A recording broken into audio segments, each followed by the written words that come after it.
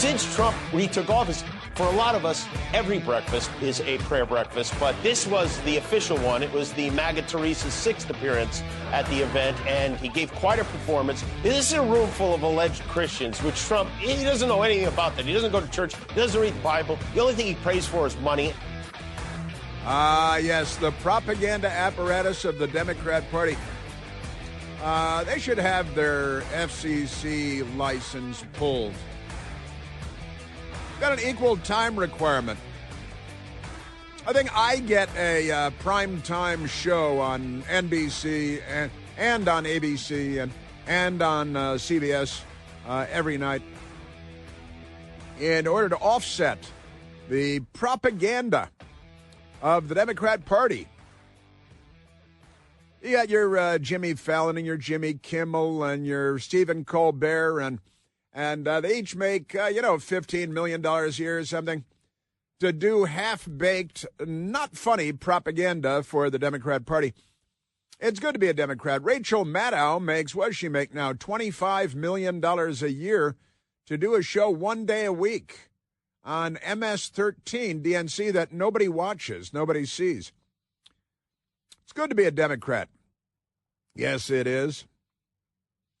And how many crazy, mad Democrat assassins are on the loose today? Luigi Mangione is due in court again today. The New York assassin of CEO of a healthcare insurance company. He's back in court today, and we just learned last night, although he had been arrested weeks ago, that a Democrat is in custody because he had been trying to assassinate the director of the Office of Management and Budget, a man named Russ Vought.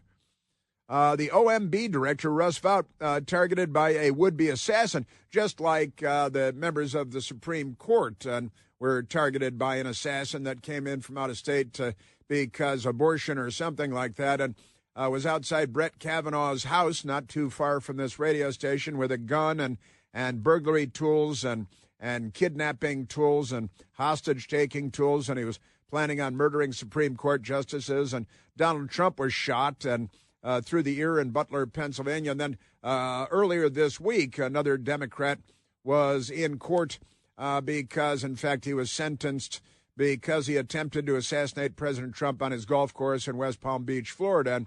And you'd think that the Democrat Party is the party of assassins or something. They've assassinated 3 American presidents, starting with Abraham Lincoln, 3 Republican presidents, and then a communist assassinated John F. Kennedy.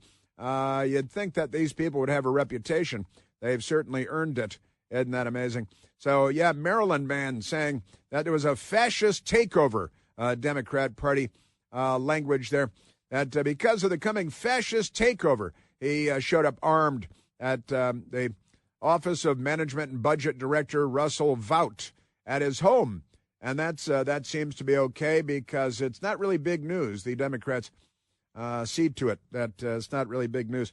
But the Democrats, and they're attacking ICE agents in Minnesota. It's it's not really an insurrection. It's civil war that the Democrat Party is waging against, and the United States, America, against civilization. And we've played audio soundbite after audio soundbite of the Democrats, elected and not elected, media types too. What's the difference? Using this rhetoric about the fascist takeover, and we've got to stop. Our democracy is under threat. And then these people show up with guns and they want to murder the Supreme Court and the Office of Management and Budget Director and Donald Trump. And they shot Steve Scalise and they assassinated Charlie Kirk. And he had a court date earlier this week, too. This is like a 3 Democrat assassin week in somewhere or another, because the Charlie Kirk assassin in court, the would-be Florida Donald Trump assassin in court, now a would-be OMB director assassin has been arrested, we learned, and the Democrat Party, they're just redistricting the heck out of the Commonwealth of Virginia, so they have a 10-to-1 majority in the House of Representatives, even though the split in the last presidential election was about 45-55% in the state. But the Democrats are all criminals, and members of the State House in Virginia at their old Confederate capital in Richmond, Virginia.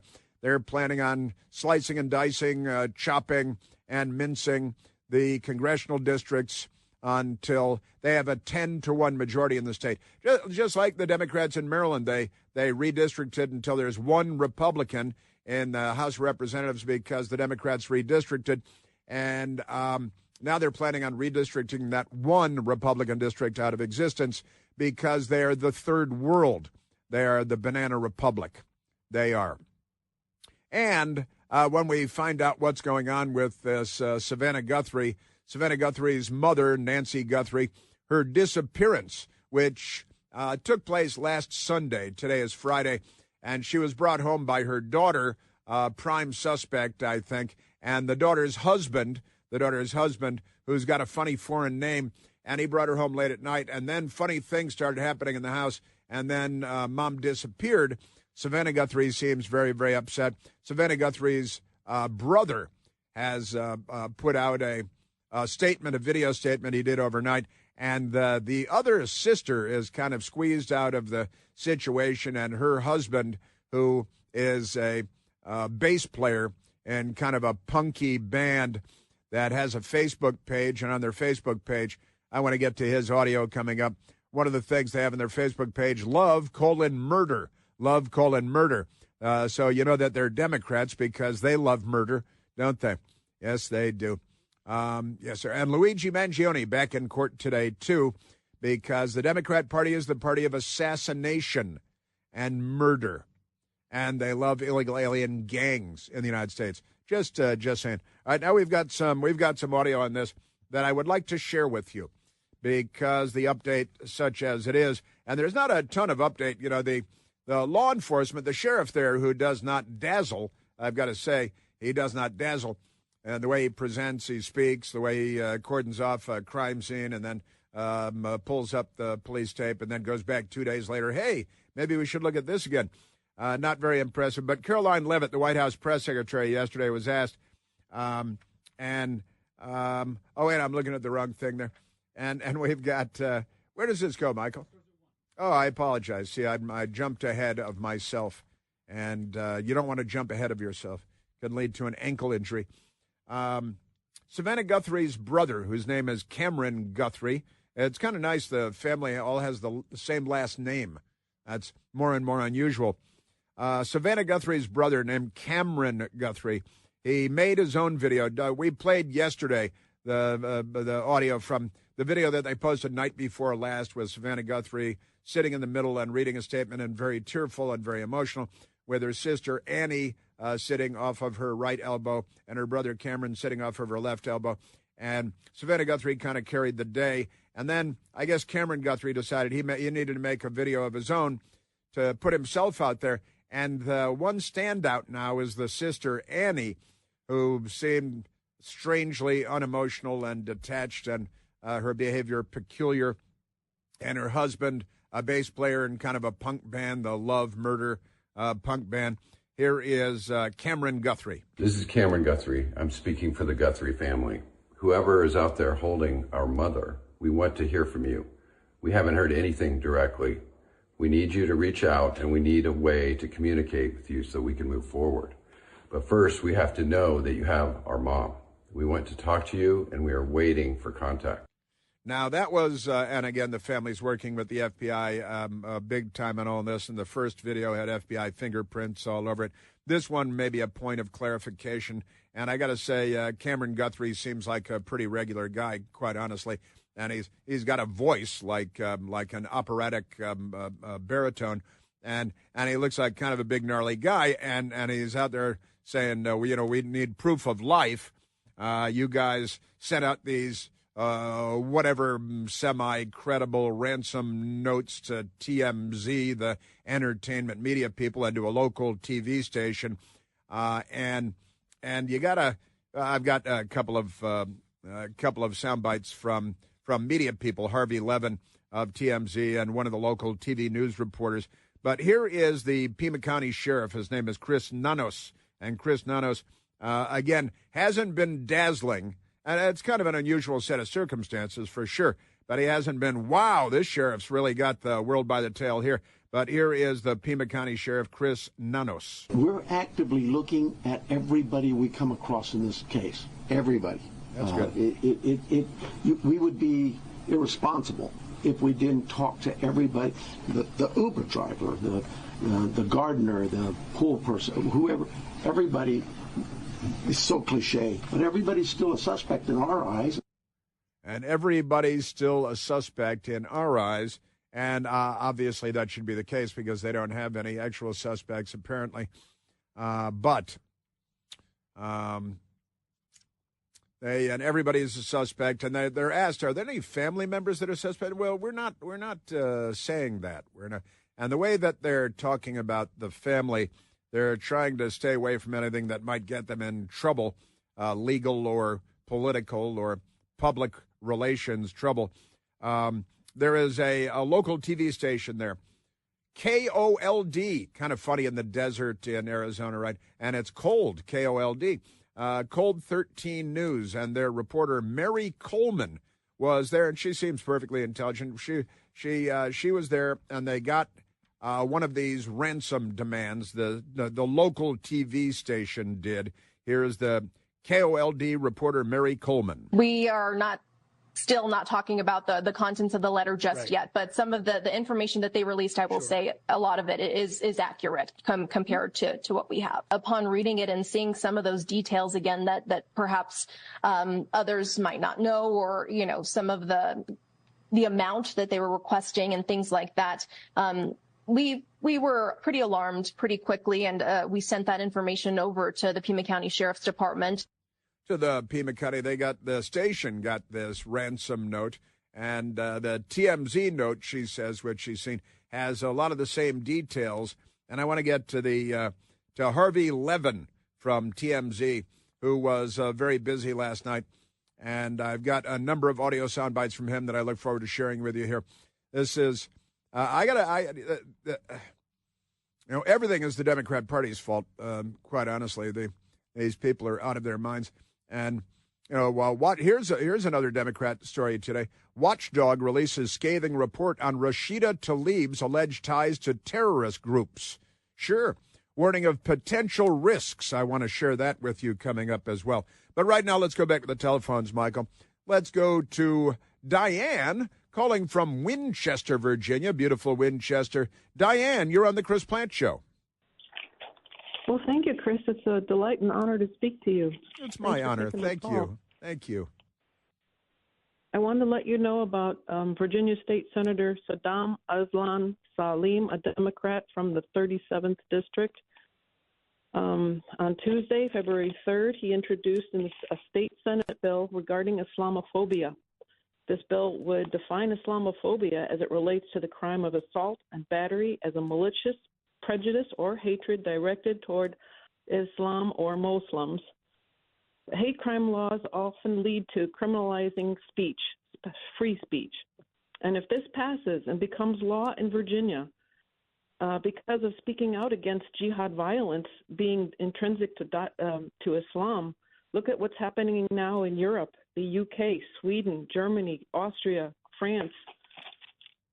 They are arresting and imprisoning their own citizens for posting anything against Islam ideology. It's not a religion. It is a political system. They use taqiyya. That's deceptive fraud. They can lie to their advantage, and it's fine. To the infidels. You can lie to the infidels if you're advancing the cause of Islam. But even if you're a Muslim and you lie to another Muslim, say if they ask you for, $5 or something, and they'll say, "I do not have $5," but they have a $20 bill in their pocket. They can lie like that because it's to Democrats their advantage. Democrats can do that too. Right. If you post, they use taqiyya, this fraud, intimidation, rape, pedophilia, and outright murder. In Europe, they're always being arrested, and then they are saying, well, because it's a mental illness. It really is. Yeah, it's true. Every time they find a jihadi that's about to murder everybody, they say, oh, he's got mental issues. Yeah, well, there are an awful lot of people with the same mental illness. The 2 soldiers who were murdered in D.C. just before Thanksgiving Day or on Thanksgiving Eve. Uh-huh. Look what he did. He stripped himself down to his undergarments, and he wanted to be shot. Uh-huh. And now they put him, I don't know where they put him, but yeah, shot the 2 guardsmen, killed the young woman. The young man actually survived. He just had to have skull replacement surgery several days ago, barely clinging to life all this time later. And, of course, the Democrats, they sent somebody to gun down the 2 Israeli embassy personnel outside the Jewish Museum in Washington. And the Democrat Party is the party of murder and assassination, aren't they, Diane? Yes. One of your callers mentioned the election of Governor Abigail Spanberger. Uh-huh.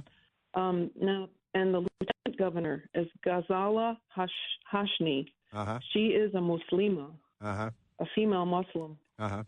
And according to Wiki, she was born in South Asia, but she claims Indian heritage. Uh-huh. She supports state-level restrictions on immigration, customs, and enforcement officers.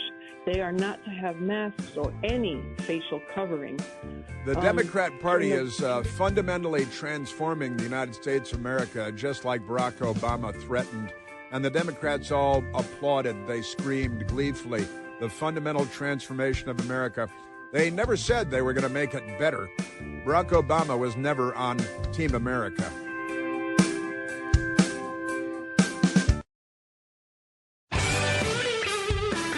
Ah, yes. All right, Michael, let's see. Let's go to Mark, calling from Independence, Missouri. Marcus, you were on the Chris Plant Show. Hey, thanks, Chris. Like today, virtually every day, you chronicle the evils of the Democrat Party and how they are the greatest threat to this country. Well, today is Ronald Reagan's birthday, and the Democrats were crazy when he was president, too, but the greatest threat then was the Soviet Union. Yeah. And Reagan didn't want détente. He didn't want to get along with them. He wanted to defeat them, and he called them out for who they were, the evil empire, yep. Liars, cheaters, and they should be relegated to the ash heap of history. And it is time, well past time, for our Republicans in the Senate and the House. I mean, President Trump's doing a great job, VP Vance, but they have to start calling these Democrats out for who they are and the great danger they are to this country. I mean, they opened the border to 20 million of the illegals. That's the greatest crime in the history of the free world. And it's just business as usual. And we've got the midterms coming up. And, yes, we have to win, but the Republicans have to start before that. And I actually think they have to try to dismantle this party to save this country. I think that a couple of 100 million people agree with that.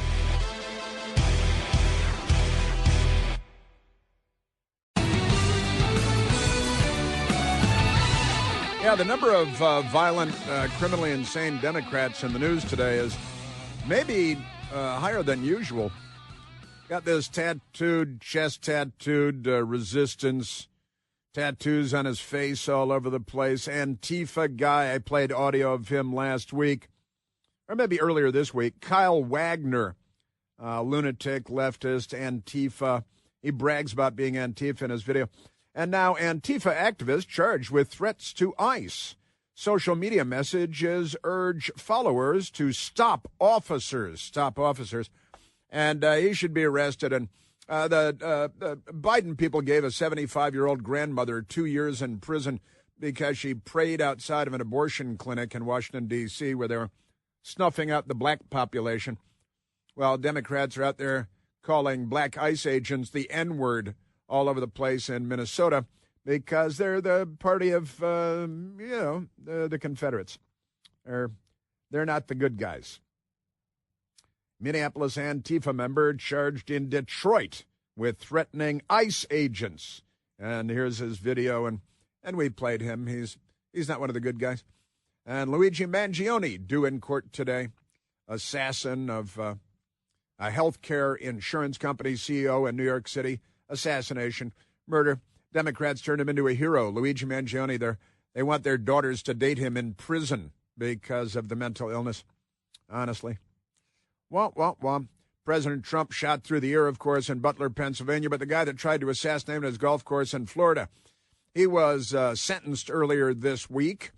But he got life and life in prison, and then plus about 8 years for his gun charges, separate gun charges, using that on the Dems there. Isn't that amazing? Yes, it is. So he was, and of course the Charlie Kirk assassin. He was in court earlier this week too. I see a pattern emerging here. I don't know about you. And then we've got the missing mother in Arizona, which is a crazy story. And where is it going? It doesn't really seem to be going anywhere. But they've got these ransom notes. One ransom note sent to Harvey Levin's organization, the TMZ. They do mostly entertainment, Hollywood, showbiz news, and they break more news than the New York Times does, but the New York Times doesn't break any news. Harvey Levin of TMZ was on the Sean Hannity program on the Fox News Channel last night, and say, hey, so what happened? How'd you get you got a ransom note? How'd that happen? We received what looked like a ransom letter, and so we called the sheriff's department in Pima, and they took the information. There was something in that letter that caught my eye at the end, where they mentioned both. Now I can say it because the FBI said it: an Apple Watch and a damaged floodlight. What I found interesting, because we knew she wore an Apple Watch. There are pictures of her with Savannah with that watch. But they mentioned where the watch was, the placement of the watch in the house. And that's not something that was out there. And that's not something that was out there. So the note they're figuring is, and I've got to say that Harvey Levin, he's in show business. He's kind of an aggressive, doesn't seem like the most pleasant person in the world, but he's intelligent, and he's been right about an awful lot of things in the past. Harvey Levin, last night there were two deadlines. One deadline passed yesterday, last evening, I think 5 p.m. Mountain Time, 7 p.m. Eastern Time. And then there's another deadline that is set for Monday, because it's all programmed like a television show or something. And was she really kidnapped, or was it a family, an inside job? We really don't know, of course, but we've heard about the 84-year-old grandmother and mother who needs to take certain medications every day or her very life is in danger. Harvey Levin last night. When I said there are two deadlines, yes, there is one that changes the demand, and that's the one that has already passed. And the one on Monday is far more consequential. And the one on Monday is far more consequential.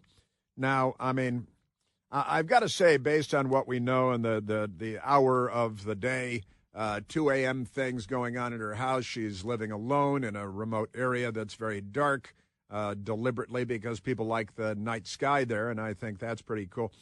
And the blood outside the front door, and then you never hear from her again, and there's no evidence going anywhere. I don't think it looks very good when it comes to her well-being, but you hope for the best.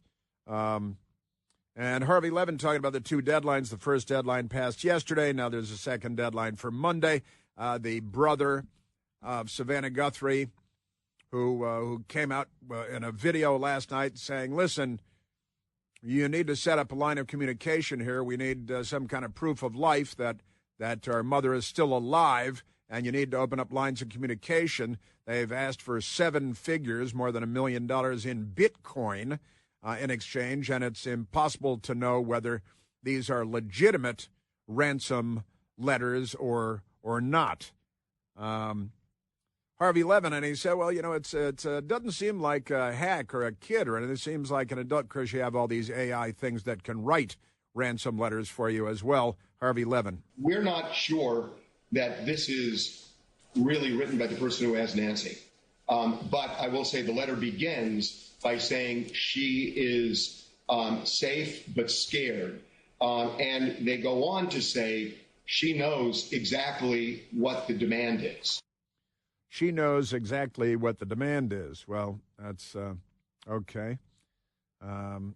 That's all right. Okay. But if that is part of the note, he's communicating what he has, his piece of the pie here. And Harvey Levin is also saying, listen, you guys can't just throw out a note and then disappear as though everything's taken care of. You need to communicate if you want your $1 million. They're saying that this will be their only communication. And they are done communicating, negotiating, here's the deal, and that's it. And, you know, as the clock ticks, I think that's one of the reasons the FBI and other authorities have, you know, gotten desperate here, because as far as we can tell, it's impossible to trace the origin of this email. Yeah, and that's the origin of the email. And that is, you know, do you believe it? Do you not believe it? And they say, well, there are a couple of details about where she left her Apple Watch in the house, apparently. Now, who else would know that? The son-in-law would know that. The daughter would know that if they're considered to be on the suspect list.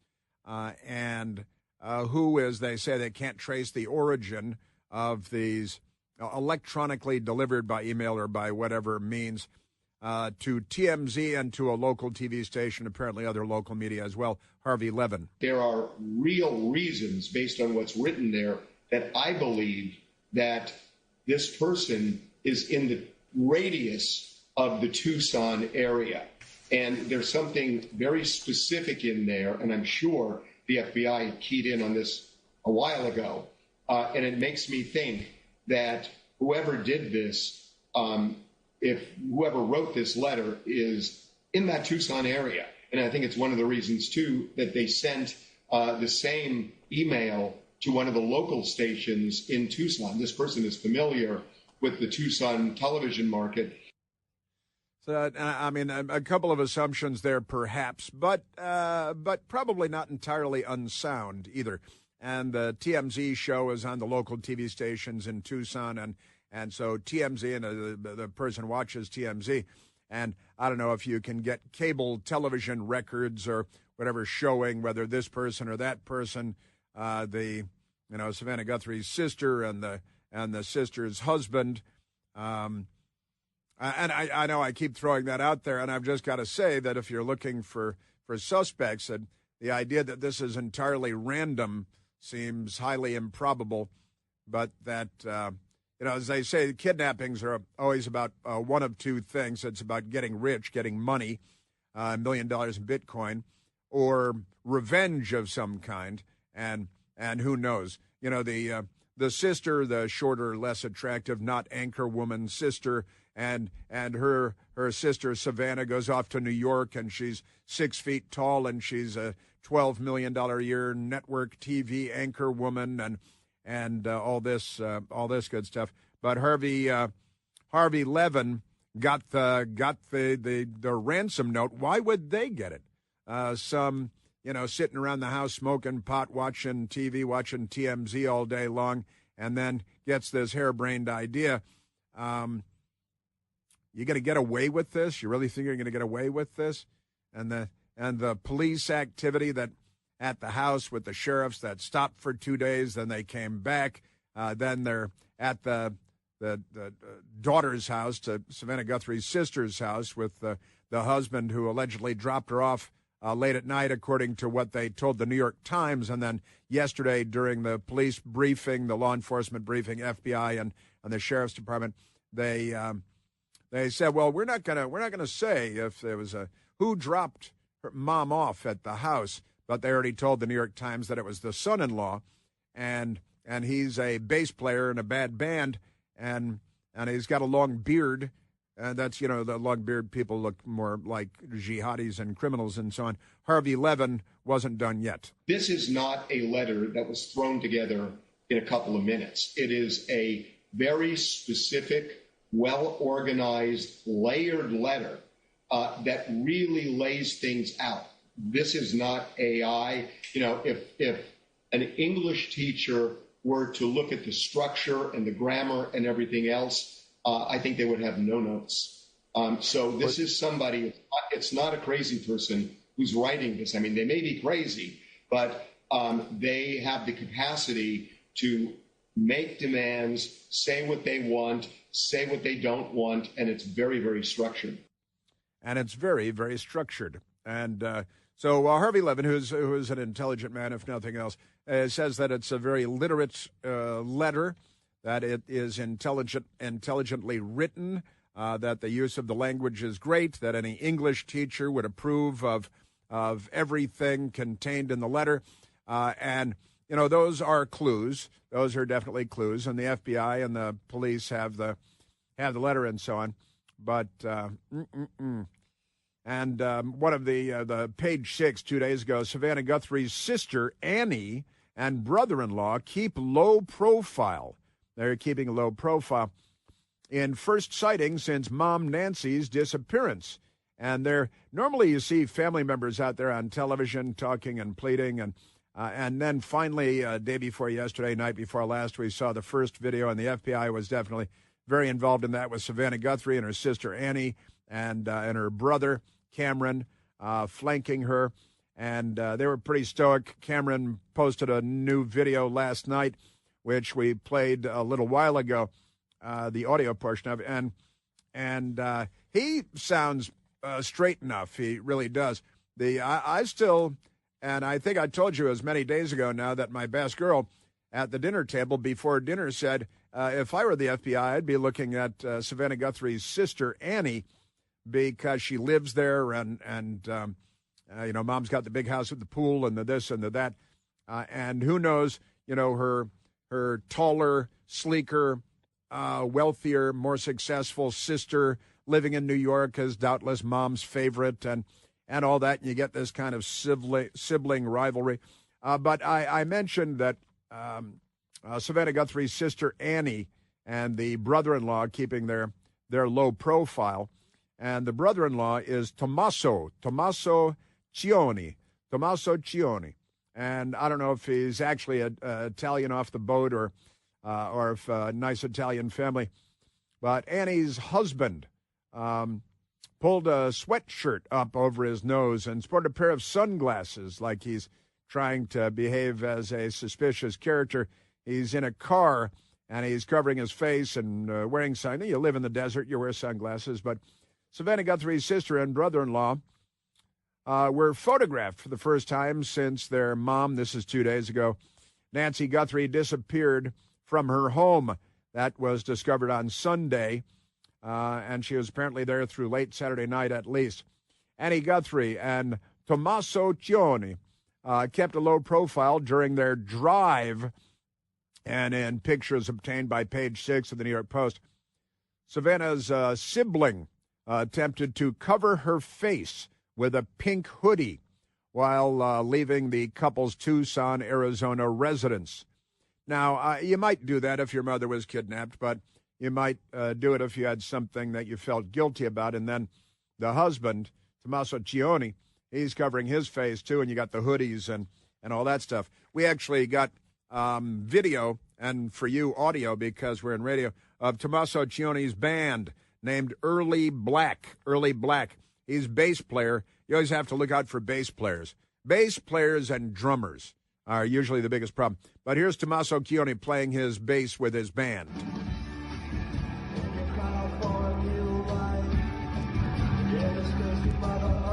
And if you go to the Facebook page of Early Black, they've got some pretty strange mentions, love, murder being one of them.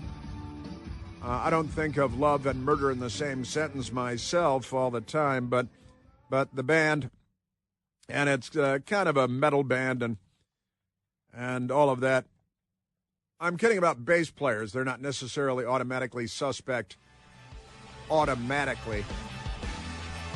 But this is a crazy story. It's a big story. And I did some reading yesterday about the Frank Sinatra Jr. kidnapping. Frank Sinatra's son, Frank Sinatra Jr., kidnapped for money in 1963. And I learned a thing or two about that yesterday that I had not known. Pretty interesting, I thought.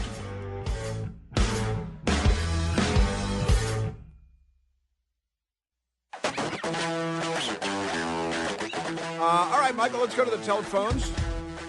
We got plenty more to get to on this Friday. because, the Democrats got crazy Democrats stealing millions of dollars and getting rich, and Democrats stealing congressional seats in Virginia. They steal a lot, and they shoot a lot of people.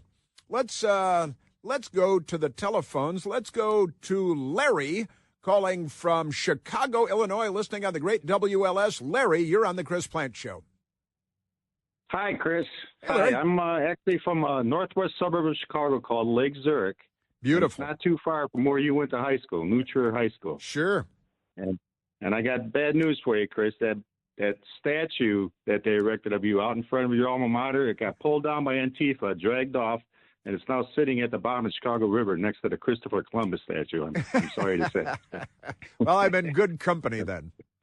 But anyway, so I understand you're going to be leaving Newsmax, your TV show on Newsmax. I enjoyed watching you there. I enjoyed listening to you and Mercedes and Matthew Foley, but I really had no use for the liberal on there. And I just got to thinking, this policy of program directors and conservative media of giving airtime to lefties and liberals, to me, that would be the equivalent of the Reverend Billy Graham pausing his sermon and letting atheists speak to his audience. See, that's my analogy right there. Well, today the Democrats sell after-school Satan Club. Yeah.